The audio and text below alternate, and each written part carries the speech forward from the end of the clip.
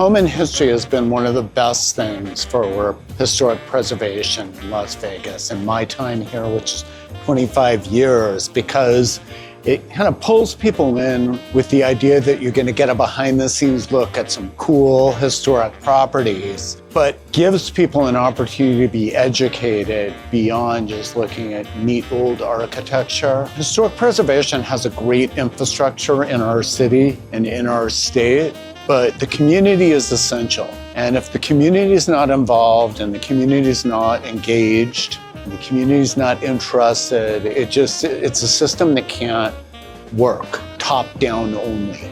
It needs to be a grassroots movement, and events like the rest of this weekend are essential. There has been historic preservation efforts in the past, and they've done wonderful work, but Nevada Preservation Foundation has been sort of a leader in making fun and making it appealing to a wider group of people. Yes, people are coming to this because it's a party and there's food and drinks, but every event that Nevada Preservation Foundation holds has like an educational element to it. But not everybody is going to go to a city council meeting or a county commission meeting to learn about historic preservation or go to a lecture at UNLV. So having these kind of events exposes a broader range of people, I think, to become interested in the work of historic preservation. You know, the whole trope is we don't preserve anything here, we blow it up. And I think, you know, what we all recognize is we're a young city still. Like even with our neighbors, Los Angeles, Phoenix has so much more history and preservation, but they're older cities than us, you know? We're just from 1905.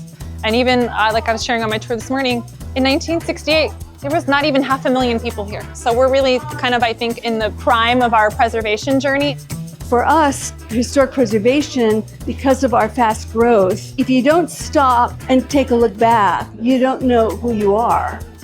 And if you stop and take a look back and you don't see anything, you really are kind of lost. During this time, we'll discover the history of weddings in Las Vegas, how Vegas became the wedding capital of the world, and see great examples of adaptive reuse. You know, no other city has a history quite like Vegas. So saving our historic architecture is really important to telling the story of what Las Vegas is, who it is, why it's here, and who are the important people that have made this city. So it's really important to continue to have physical representations of Las Vegas and how it was built.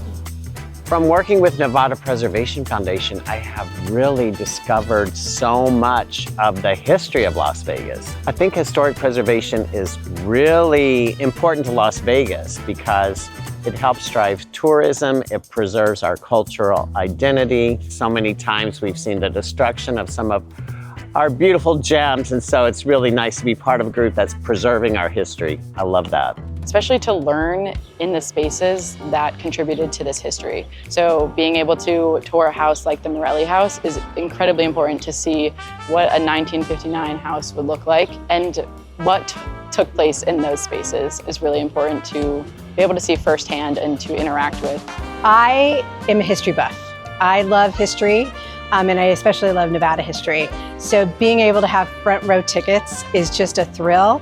And it's been my greatest joy that I keep bringing people with me and getting more and more people involved, and they're loving it as well. When we bought this house, and you know, we would kind of, if we said, oh yeah, we moved into this house over here, and because the house has been here for so long, it's happened many times that people say, I've been in there. You have the chandeliers, you have the rock, you know, and so some of these people are people who, like, you know, now they might be 60 years old, and they grew up in the neighborhood, and they were in this house, you know, as visitors long before we were. I think it's valuable when people realize you don't have to live in a new home where like people, oh, you bought a used home. Like there's like some of these cultural shifts. So I think there's like little lessons in like community living. Hopefully they take away and think about, hey, it's possible to live downtown and enjoy it. I heart the Centennial Commission.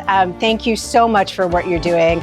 It's really, I don't have grandchildren, I have daughters who are in their 20s. They get to hear the same stories that my grandpa used to tell me back when I was at his knees. So thank you, Centennial Commission, for preserving these stories and spreading them on for future generations. It's so important that we know our history.